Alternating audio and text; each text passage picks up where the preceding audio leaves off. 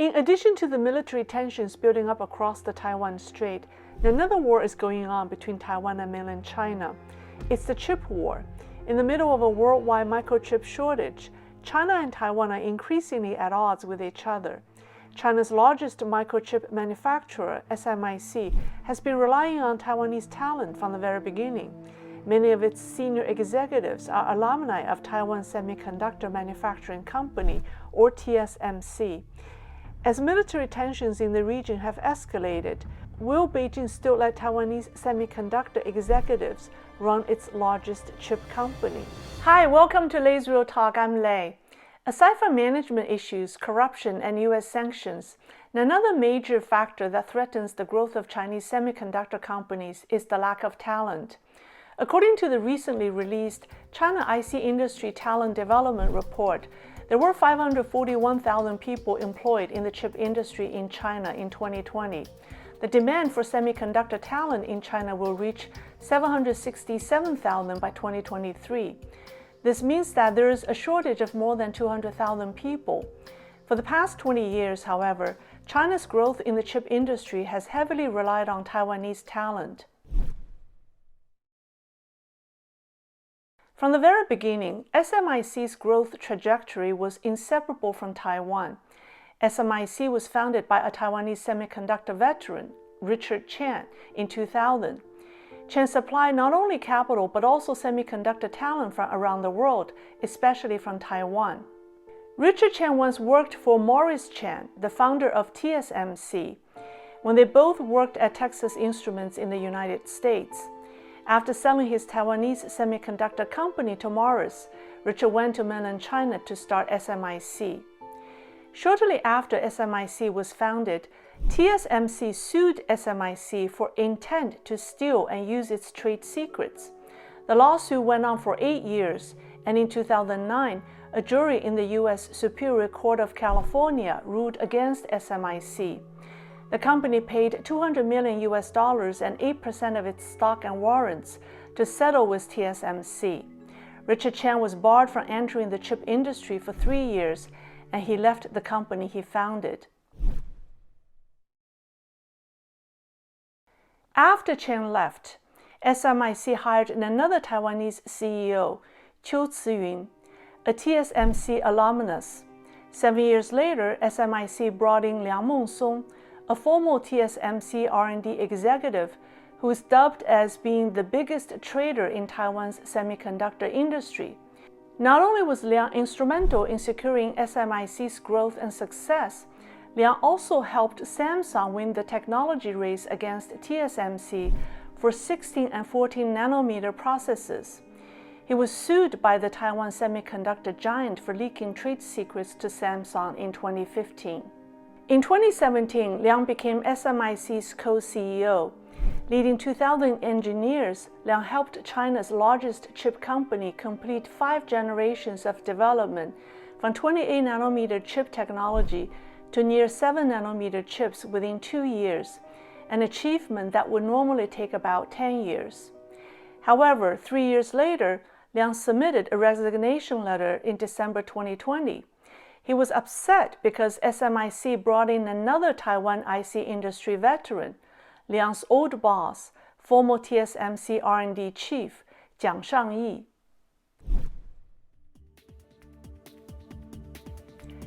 Jiang, who is in his 70s, is revered as Papa Jiang in the semiconductor industry.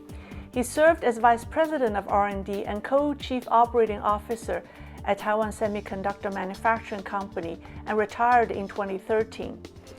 After retirement, Papa Jiang's passion for semiconductors didn't wane. SMIC brought him on as an independent director in 2016. He left in 2019 to take over the helm of Wuhan Hongxin, the notorious Chinese semiconductor company that was later called the semiconductor scam of the century. By the way, I made a video on the Hongxin scandal. You can check it out at the end. Jiang called his experience at Hongxin as a nightmare. So in December 2020, he returned to SMIC as vice chairman and executive director, a step up from the independent non-executive director role he previously played. Jiang's return, however, greatly upset Liang Ming, who wasn't happy that his former boss now became his chairman, and so he threatened to leave. SMIC eventually gave Liang a property worth $3.4 million and raised his salary 4 times from $340,000 to $1.35 million a year. This was twice the amount that Papa Jiang was offered, and so Liang stayed on as the co-CEO. But on November 11th, SMIC announced that all 3 Taiwanese board members resigned. Aside from Jiang Shangyi, company's vice chairman, and Liang Ming, another former TSMC alumnus and an independent director, Yang Guanglei, also resigned. Liang Ming will remain as the co-CEO. The vacancy they left on the board were replaced by mainland Chinese executives. Following the news, SMIC's stock on the Hong Kong exchange dipped by 6%, and its Shanghai-listed shares dropped by 5% in tandem. The Shanghai Stock Exchange immediately issued a supervisory letter to SMIC, the contents of which are unknown. Yang Ruiling, research director of Taiwan's Industrial Technology Research Institute, told the Central News Agency that it's very difficult for SMIC board members to reach a consensus. This is because its decision-making is not purely business or technology-driven, but often mixed with factors such as differences in political ideology and internal or factional struggles. Yang pointed out a unique reality that Taiwanese executives and engineers face at Chinese semiconductor companies.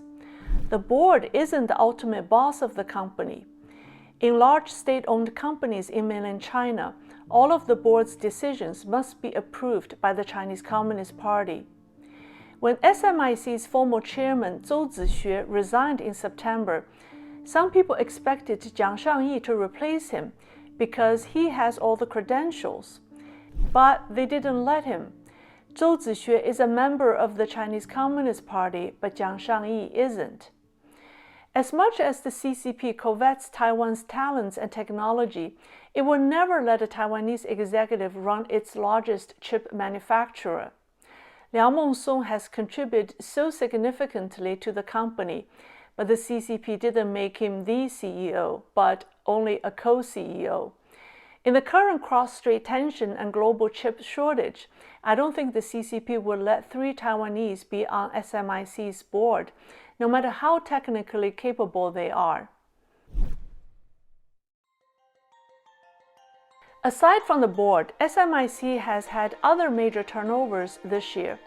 In July, Wu Jingang, VP of R&D, left. Wu joined SMIC in 2001 and was one of the 5 core technical members during its early days and the highest level technical staff members from the mainland. Another loss is Wallace Pai, Senior Vice President of Advanced Technology Business, whom SMIC hired from Global Foundries 1 year ago.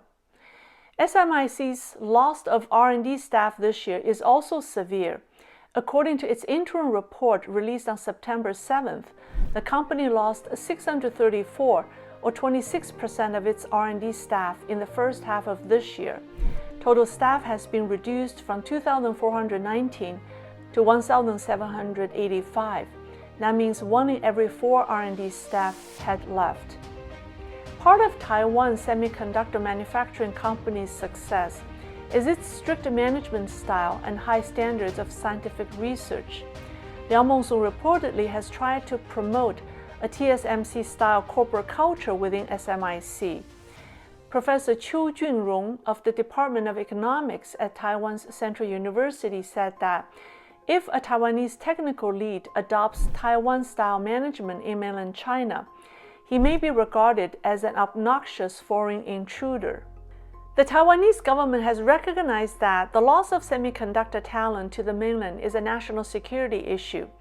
In April, Taiwan's Labor Ministry banned all local recruiters from listing job openings in China, especially those in critical industries such as semiconductors. As the CCP escalates the cross-strait situation with aggressive military threats, It will no doubt turn away any Taiwanese semiconductor professionals and aggravate talent shortages. That's all for today. Here are 2 videos I made on China's chip industry. Thank you. I'll see you next time.